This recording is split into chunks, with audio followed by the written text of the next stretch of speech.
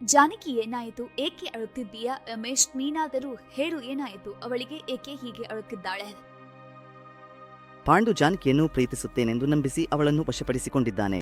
ಈಗ ನಿಶ್ಚಿತಾರ್ಥದ ವಿಷಯ ತಿಳಿದು ಅವನ ಬಳಿಗೆ ಹೋಗಿ ಅವನನ್ನು ಪ್ರಶ್ನಿಸಿದಾಗ ನನಗೆ ಯಾವುದೇ ಸಂಬಂಧವಿಲ್ಲ ಎಂದು ಹೇಳುತ್ತಿದ್ದಾನೆ. ಅವನು ಇಂತಹವನಾಗಿರುವುದನ್ನು ನನಗೆ ಮುಂಚೆಯೇ ಗೊತ್ತಿತ್ತು. ನಾನು ಇದಕ್ಕೆ ಅನೇಕ ಬಾರಿ ಹೇಳಿದ್ದೇನೆ, ಆದರೆ ನನ್ನ ಮಾತು ಕೇಳಲಿಲ್ಲ. ಏನೂ ಆಗಿಲ್ಲ. ನೀನು ಅವನನ್ನು ಮರೆತು ಬಿಡು ಜಾನಕಿ. ಇಲ್ಲ ಲಕ್ಷ್ಮಿ, ಅದು ಸಾಧ್ಯವಿಲ್ಲ. ಏಕೆಂದರೆ ನಾನು ಈಗ ಗರ್ಭಿಣಿಯಾಗಿದ್ದೇನೆ ಎಂದು ಕೇಳಿದಾಗಲೇ ಲಕ್ಷ್ಮಿ ಮತ್ತು ರಮೇಶ್ ಇಬ್ಬರೂ ಕೋಪದಿಂದ ಜಾನಕಿಯನ್ನು ತೆಗೆದುಕೊಂಡು ಪಾಂಡು ಬಳಿಗೆ ಹೋಗುತ್ತಾರೆ. ಆಗ ಲಕ್ಷ್ಮಿ ಪಾಂಡುಗೆ, ಏನು ನೀನು ಮಾಡಿದ್ದೀಯಾ? ಅಮಾಯಕಳಾದ ಜಾನಕಿಗೆ ಮೋಸ ಮಾಡಿ ಇಷ್ಟು ಮೋಸ ಮಾಡುತ್ತೀಯಾ? ಮೇಲಾಗಿ ಈಗ ನನ್ನೊಂದಿಗೆ ಮದುವೆಗೆ ಸಿದ್ಧವಾಗಿದ್ದೀಯಾ? ಏನೋ ಮೋಸ ಹೋಗಿದ್ದೇನೆ, ತೀರಿಸಿಕೊಂಡಿದ್ದೇನೆ. ಆದರೂ ಆಕೆಯನ್ನು ಮದುವೆಯಾಗಲು ಆಕೆಯ ಬಳಿ ಏನೋ ಆಸ್ತಿ ಇದೆ ಎಂದು. ಅದೇ ನಿನ್ನನ್ನು ಮದುವೆಯಾಗಿದ್ದರೆ ಆಸ್ತಿಗೆ ಆಸ್ತಿ ಸೇರುತ್ತದೆ, ಹಾಗೆಯೇ ನಿನ್ನ ಸೌಂದರ್ಯ ನನ್ನದಾಗುತ್ತದೆ. ಅದನ್ನು ಕೇಳಿದಾಗ ಕೋಪದಿಂದ ಊರಿದ ರಮೇಶ್ ಪಾಂಡುನನ್ನು ಹಿಡಿದು ಹೊಡೆದನು. ಲಕ್ಷ್ಮಿ ಮತ್ತು ಜಾನಕಿ ಇಬ್ಬರೂ ಸೇರಿ ರಮೇಶ್ ಅನ್ನು ತಡೆಯುತ್ತಿದ್ದಾಗ ಅವನು ಅವನನ್ನು ಹೊಡೆಯುವುದನ್ನು ನಿಲ್ಲಿಸಿ ಹೀಗೆ ಹೇಳುತ್ತಾನೆ, ಓ ಪಾಂಡು, ಇದು ಇಲ್ಲಿ ಮುಗಿಯುವುದಿಲ್ಲ. ಈಗಲೇ ಸಾಂಬಯ್ಯನವರಿಗೆ ಹೇಳಿ ನಾಳೆ ಪಂಚಾಯಿತಿಯಲ್ಲಿ ಜಾನಕಿಯ ಕುತ್ತಿಗೆಯಲ್ಲಿ ಕೈತಾಳಿ ಕಟ್ಟಲು ಸಿದ್ಧವಾಗು ಎಂದು ಹೇಳಿ ಲಕ್ಷ್ಮಿ ಜಾನಕಿಯನ್ನು ತೆಗೆದುಕೊಂಡು ಅಲ್ಲಿಂದ ಹೊರಟು ಹೋಗುತ್ತಾನೆ.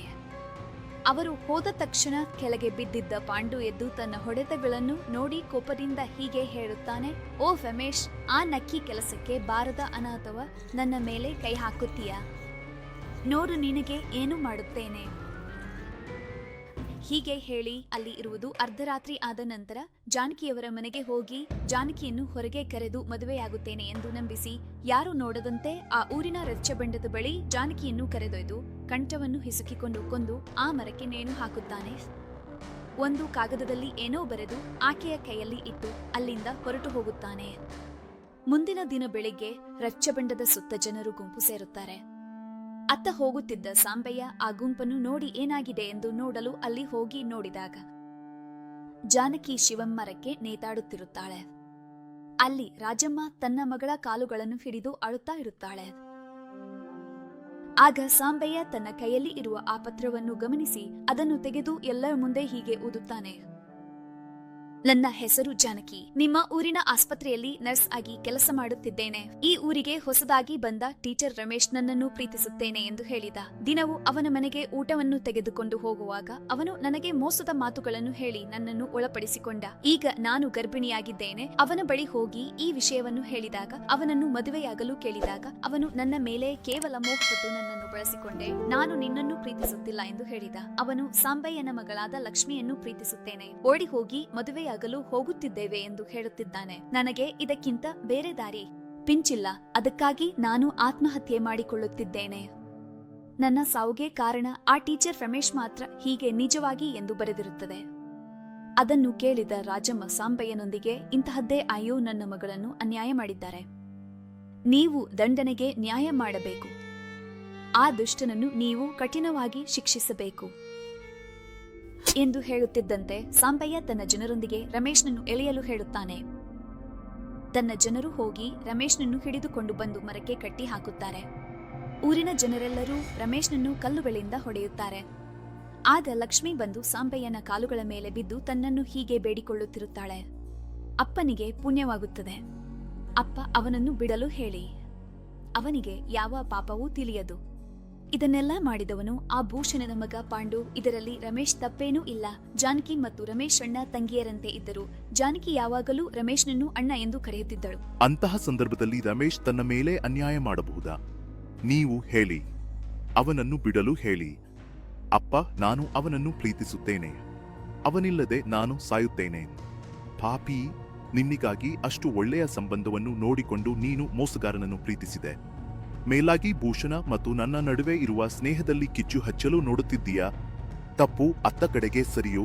ಒಂದು ಅಮಾಯಕ ಹುಡುಗಿಯ ಪ್ರಾಣ ಹೋಗಲು ಕಾರಣವಾದವನು ಈ ದಿನ ಬಿಡುವುದಿಲ್ಲ ಎಂದು ಹೇಳಿ ಲಕ್ಷ್ಮಿಯನ್ನು ಪಕ್ಕಕ್ಕೆ ತಳ್ಳುತ್ತಾನೆ. ಅಂಬಯ್ಯ ನಂತರ ರಮೇಶನ್ನು ಊರಿನ ಜನರೆಲ್ಲ ಹೊಡೆದು ಅವನು ಜೀವಂತವಾಗಿರುವಾಗಲೇ ಅವನ ದೇಹಕ್ಕೆ ಬೆಂಕಿ ಹಚ್ಚಿ ಸಜೀವ ದಹನ ಮಾಡುತ್ತಾರೆ. ಅದನ್ನು ನೋಡಿ ತಾಳಲಾರದೆ ಲಕ್ಷ್ಮಿ ಅಲ್ಲಿ ನಿಂತು ನದಿಯ ಕಡೆಗೆ ಓಡಿ ಹೋಗಿ ನದಿಯಲ್ಲಿ ಹಾರಿ ಆತ್ಮಹತ್ಯೆ ಮಾಡಿಕೊಳ್ಳುತ್ತಾಳೆ. ಅಂತಹ ಕೆಲವು ದಿನಗಳ ನಂತರ ಪೊಲೀಸರು ಬಂದು ರಮೇಶ್ ಜಾನಕಿ ಅವರ ಶಿಕ್ಷಣದ ಮೇಲೆ ತನಿಖೆ ನಡೆಸಿ ನಿಜವಾದ ಅಪರಾಧಿಗಳು ಪಾಂಡು ಎಂದು ತೀರ್ಮಾನಿಸಿ ಬಂಧಿಸಿ ನ್ಯಾಯಾಲಯಕ್ಕೆ ಕರೆದೊಯ್ದರು. ಅಲ್ಲಿ ಅವನಿಗೆ ಜೀವಾವಧಿ ಕಾರಾಗೃಹ ಶಿಕ್ಷೆ ವಿಧಿಸಲಾಯಿತು. ಇದರಿಂದ ನಮ್ಮ ಊರಿನ ಎಲ್ಲರಿಗೂ ಆ ಭಯಾನಕ ಸತ್ಯ ತಿಳಿದು ಬಂತು. ಅದು ಮೊದಲು ನಮಗೆ ತಿಳಿದಿರಲಿಲ್ಲ. ನಾವು ಎಷ್ಟು ದೊಡ್ಡ ತಪ್ಪು ಮಾಡಿದ್ದೇವೆ ಎಂಬುದು ಕ್ಷಮಿಸಲಾಗದ ತಪ್ಪು. ಆಗ ನನಗೆ ತಿಳಿಯಿತು, ಇದು ಬಾಬು ಈ 4 ವರ್ಷಗಳ ಕಾಲ ಮುಚ್ಚಿಟ್ಟಿದ್ದ ಸತ್ಯ. ಹೀಗೆ ನಾನು ನನ್ನ ಮಗಳನ್ನು, ನಮ್ಮ ಊರಿನ ಒಳ್ಳೆಯ ಶಿಕ್ಷಕನನ್ನು ಕಳೆದುಕೊಂಡು ಈ 4 ವರ್ಷಗಳಿಂದ ದುಃಖಿಸುತ್ತಿದ್ದೇವೆ. ನೀವು ದುಃಖಿಸಬೇಡಿ. ಈಗ ನಾನು ಮಾಡಿದ್ದೇನೆ ಅಲ್ಲವೇ? ಇನ್ನೂ ತಾತಯ್ಯ ಎಂದು ಯಾಕೆ ಬಾಬು ಹೀಗೆ ಕರೆದನು ಎಂಬುದು ಕಾಡುತ್ತಿದೆ.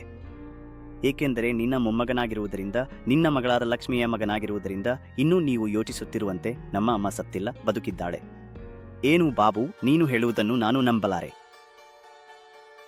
ಹೌದು ತಾತಯ್ಯ, ಇದೂ ನಿಜ. ಆ ದಿನ ಅಮ್ಮ ಹೋಗಿ ನದಿಯಲ್ಲಿ ಹಾರಿ ನೀರಿನಲ್ಲಿ ಮುಳುಗಿ ಪ್ರಜ್ಞೆ ತಪ್ಪಿ ಬಿದ್ದಳು. ಹೊರಗೆ ಬಂದ ಮೀನುಗಾರರು ಅಮ್ಮನನ್ನು ನೋಡಿ ತೆಗೆದುಕೊಂಡು ಹೋಗಿ ಆಸ್ಪತ್ರೆಯಲ್ಲಿ ಸೇರಿಸಿದರು. ಅಲ್ಲಿ ಡಾಕ್ಟರ್ ಅಮ್ಮನನ್ನು ಪರೀಕ್ಷಿಸಿ ಅವಳು ತಾಯಿ ಆಗುವುದಾಗಿ ಹೇಳಿದರು. ಅದರಿಂದ ಅಮ್ಮ ಸಾಯಬೇಕೆಂಬ ನಿರ್ಧಾರವನ್ನು ಬಿಟ್ಟು ಪಟ್ಟಣದಲ್ಲೇ ಉಳಿದು ನರ್ಸ್ ಆಗಿ ಕೆಲಸ ಮಾಡಿ ನನಗೆ ಜನ್ಮ ನೀಡಿದಳು. ನನ್ನನ್ನು ಓದಿಸಿ ಉಪಯುಕ್ತಳನ್ನಾಗಿ ಮಾಡಿದಳು. ಹೌದಾ ಬಾಬು? ಬಾಬು, ಈಗ ಮಗಳು ಎಲ್ಲಿದ್ದಾಳೆ? ನಾನು ತಕ್ಷಣವೇ ನನ್ನ ಮಗಳನ್ನು ನೋಡಬೇಕು. ಅವಳ ಕಾಲಿಗೆ ಬಿದ್ದು ಕ್ಷಮೆ ಕೇಳಬೇಕು. ನೀನು ಏನು ಚಿಂತೆ ಮಾಡಬೇಡ, ನಾಳೆ ನಾನು ಹೋಗಿ ಅಮ್ಮನನ್ನು ಕರೆತರುತ್ತೇನೆ ಎಂದು ಹೇಳಿ ಗಣೇಶ್ ಮುಂದಿನ ದಿನ ಮತ್ತೆ ಪಟ್ಟಣಕ್ಕೆ ಹೋಗಿ ಅಲ್ಲಿ ಅವರ ಅಮ್ಮ ಲಕ್ಷ್ಮಿಯನ್ನು ಕರೆದುಕೊಂಡು ಲಂಕೆಲಪಾಲಂ ಗ್ರಾಮಕ್ಕೆ ಹಿಂತಿರುಗುತ್ತಾರೆ. ಆಗ ಸಾಂಬಯ್ಯ ಮತ್ತು ಊರಿನವರೆಲ್ಲ ಲಕ್ಷ್ಮಿಗೆ ಅವರು ಮಾಡಿದ ತಪ್ಪಿಗಾಗಿ ಕ್ಷಮೆ ಕೇಳುತ್ತಾರೆ. ಆ ನಂತರ ಅವರು ಇಬ್ಬರೂ ಅದೇ ಊರಿನಲ್ಲಿ ಸಾಂಬಯ್ಯನ ಬಳಿ ಇರುತ್ತಾರೆ. ಗಣೇಶ್ ಅವರ ತಂದೆ ಕೆಲಸ ಮಾಡಿದ ಅದೇ ಶಾಲೆಯಲ್ಲಿ ಮತ್ತೆ ಶಿಕ್ಷಕರಾಗಿ ಕೆಲಸ ಪ್ರಾರಂಭಿಸುತ್ತಾನೆ. ಆ ಸಮಯದಿಂದ ಆ ಊರು ಯಾವಾಗಲೂ ಹಾಗೆ ಅದು ಸಂತೋಷದಿಂದ ತುಂಬಿದೆ.